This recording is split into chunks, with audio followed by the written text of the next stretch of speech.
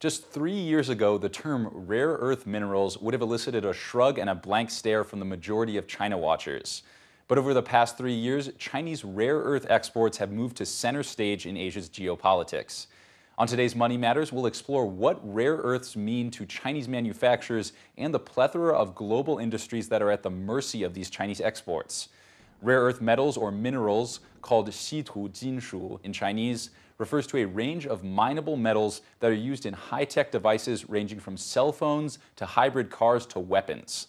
Though not actually rare, the metals are difficult to dig up without incurring grave environmental damage. Because of environmental and cost concerns, the harvesting of rare earths has overwhelmingly shifted to China.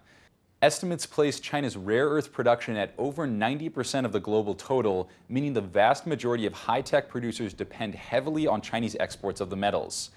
In a peaceful and regulated trade regime, this poses no danger. Just as foreign manufacturers rely on Chinese exports for survival, so too do Chinese rare earth producers depend on foreign markets to stay in business.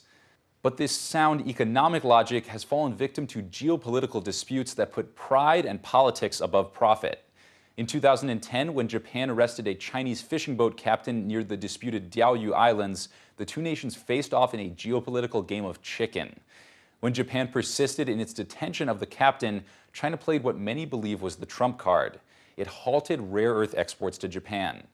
Though the Chinese government has never admitted to the move, Chinese producers and Japanese purchasers of rare earths say that the goods were suddenly held up at Chinese customs, left to sit there indefinitely. With a crucial industrial ingredient at stake and high-level government contacts severed by China, Japan relented and released the captain. The episode was hailed in China as a diplomatic coup and set off finger-pointing in Japan over the allegedly weak-kneed response. One other aspect of the fallout was that Japan decided to invest heavily in developing secure supplies of rare earth materials. Reuters reports that in the aftermath of the incident, Japan put $650 million toward developing alternative sources for the minerals. If successful, that would appear to be a wise move.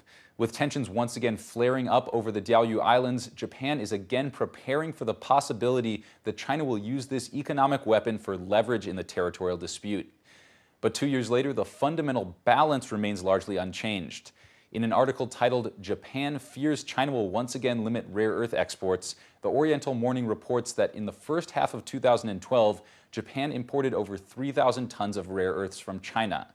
In the more valuable category of heavy rare earths, which are used in electric car batteries and energy-saving appliances, Japan relied on China for over 90% of imports. During the current Diaoyu dispute, rare earth exports have loomed large.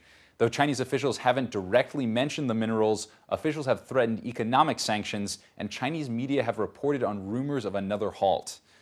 Don't go away, because when we come back, we'll examine Chinese export quotas that many say aim to bring manufacturing to the mainland. Stay tuned.